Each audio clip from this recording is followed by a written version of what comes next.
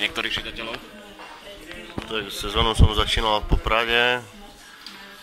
Bol som tam vlastne, najprv som tam išiel na skúšku, potom som podpísal.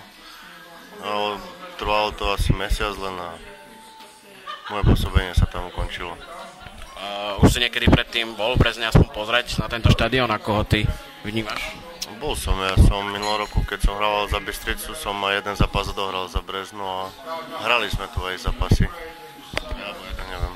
Jeden pamätný si pamätám, nešťastný v Prievidzi. No. Sa nám zadarilo spoločnými silami.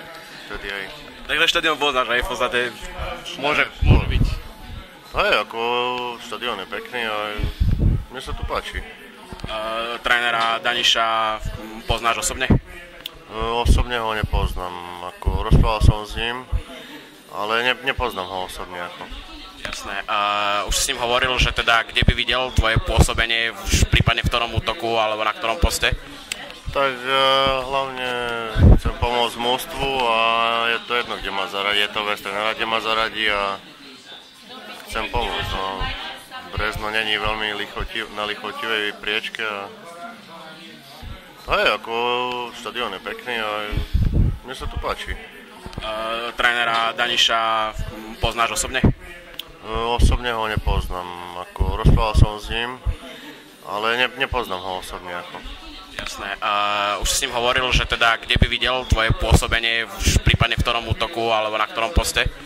Tak hlavne chcem pomôcť mužstvu a je to jedno, kde ma zaradí, je to bez trénera, kde ma zaradí a chcem pomôcť. No.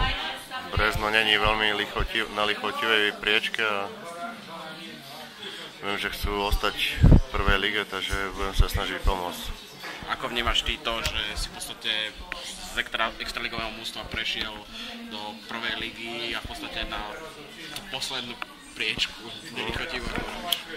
Tak ono dneska je, som povedal, aj dosť ťažká doba. Prišla možnosť Brezna, no ako nie, že nič iné neostávalo, ale musím už dať čo robiť a som rád, že som tu. Poznáš aj niektorých hráčov z tohto kolektívu? No, poznám niektorých.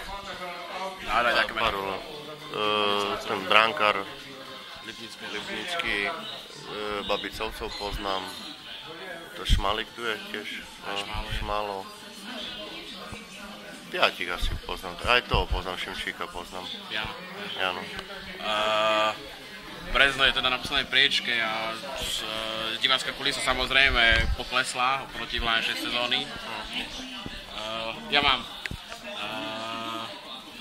Chcel by si niečo ty odkázať tým ľuďom, ktorí sem chodili a ktorí sledujú v Brezne ten hokej?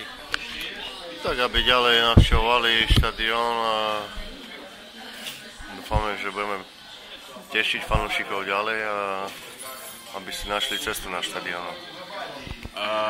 Pravdepodobne teda aj s kolegom naskočíte už v piatok. Brezno ide do Považskej Bystrice. Myslíš si, že by to mohol byť prvý krok nejaký v tej záchrane, získať nejaký ten bod tam? Tak dúfam, že hej, no mal som dosť veľký herný výpadok, tak budem sa snažiť hrať čo najlepšie a dať zo seba maximum, takže uvidíme, ako to dopadne.